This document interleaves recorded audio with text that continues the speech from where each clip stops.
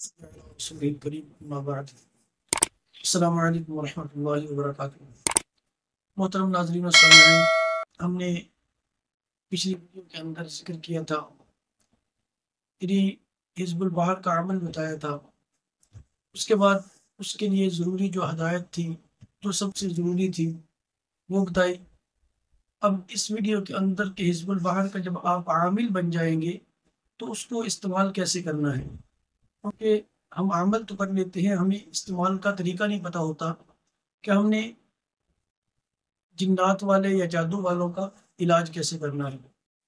اس کے لیے میں انشاءاللہ چند طریقے ذکر کروں گا، تو انشاءاللہ العزیز اللہ رب العزت سے امید ہے کہ اللہ رب العزت ان طریقوں کے اندر آپ کی بھی عزت رکھیں گے۔ سب سے پہلے کسی بھی مریض کا علاج کرنے سے پہلے تشخیص کا کرنا بہت ضروری ہے۔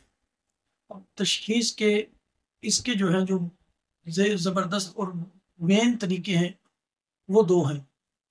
ایک تو یہ کہ آپ پانی پہ دم کریں، اس کو 3 مرتبہ پڑھ کر مریض کو پلائیں۔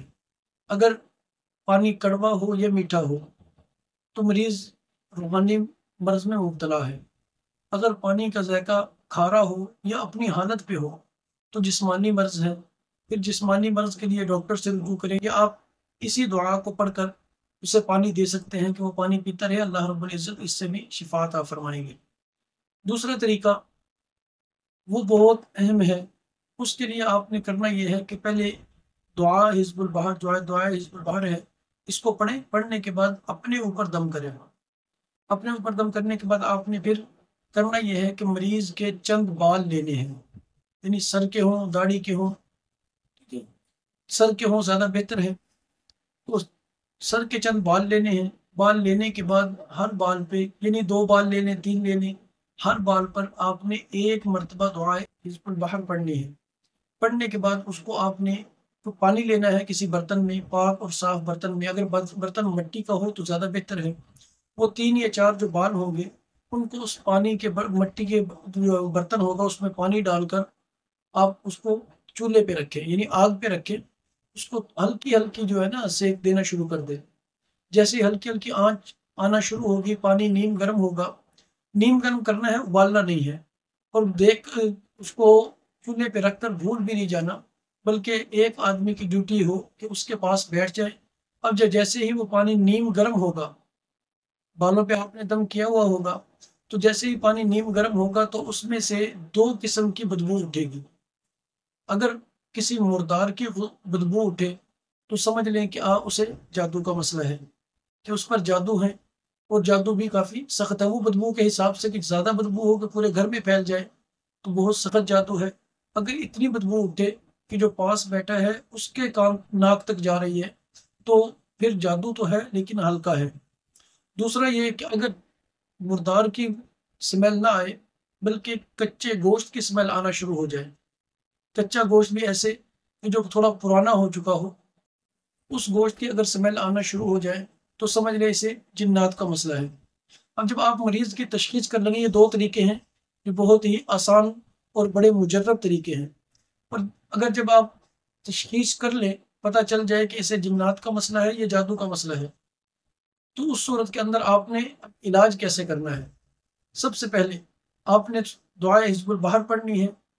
ایک تو تھوڑے سے پانی پہ دم کر کے دیں، اور دوسرا اسی کو، یعنی جو 1 مرتبہ پڑھی ہے آپ نے، اسی کو آپ تیل پر دم کر کے دیں کہ وہ صبح دوپہر شام مریض کی ناف اور دونوں کانوں میں 1 انگلی تیل کی لگا دیا کریں، اور جو پانی آپ نے دم کیا ہوگا وہ آپ اسے پلائیں۔ تو انشاءاللہ العزیز جنات چند دنوں کے اندر، یا یوں کہیں کہ چند گھنٹوں کے اندر جو ہے، یا تو وہ چھوڑ کر چلے جائیں گے ہمیشہ کے لیے، یا پھر اللہ رب العزت کے حکم سے جل کر خاک ہو جائیں گے۔ دوسرا، اگر جادو کا مسئلہ ہو تو پھر آپ نے کیا کرنا ہے۔ اس کے لیے بہت ہی آسان طریقہ ہے کہ اس کے اندر جو ہے، یعنی دعائے حزب البحر کے اندر جو اللہ رب العزت کے نام ہیں، اللہ رب العزت کے جو نام ہیں، اللہ رب العزت کے ناموں کو آپ نے اس مریض پر لکھنا ہے۔ یعنی اگر مرد ہو یا عورت ہو، آپ کسی عورت کو اجازت دیں کہ اگر عورت مریض ہو تو عورت کو اجازت دیں کہ اللہ کے یہ نام ہیں، اس ترتیب کے ساتھ آپ اس کے سینے پہ اس کی کمر پہ آپ انگلی کے اشارے سے لکھ دیں۔